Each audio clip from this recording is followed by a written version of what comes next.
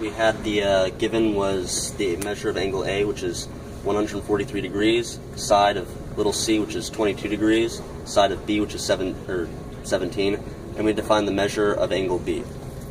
Okay, so first thing we had to do was find the measure of side A, and to do that we used the law of cosines, which you can see right here.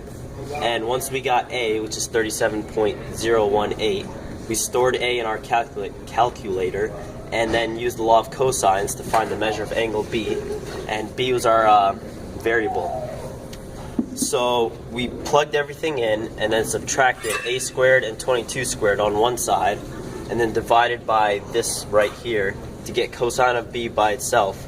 And to solve for B, you just did the inverse of that. You got B, which is 16.04 degrees. This is number 13. And we're trying to solve the triangle, and we have two sides and one angle, so we tried to find the measure of C, and we put it in the formula, and C was 38.9. Alright, so then we solved for the measure of angle A. We put it back in the same formula and found that the measure was 33 degrees. And then we subtracted the two angles we had found from 180 to find the remaining angle to be 42 degrees. We put it in a box.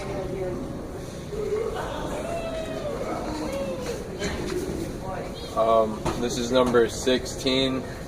We were given all the sides of triangle ABC. They were 17, 22,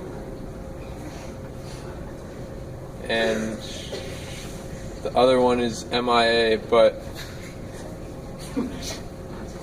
we plugged it into A squared equals B squared plus C squared minus 2 BC cosine A, and got what the measure of angle A equaled, and then did the same for the measure of angle B, and then added those two and subtracted from 180 degrees to get measure of angle C.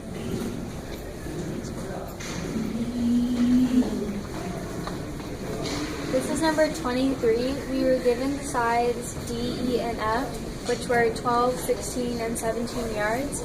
And then to find angle D, we used the formula D squared equals E squared plus F squared minus 2EF cosine of A. And then we plugged the numbers in and got the cosine of D equals 0.737.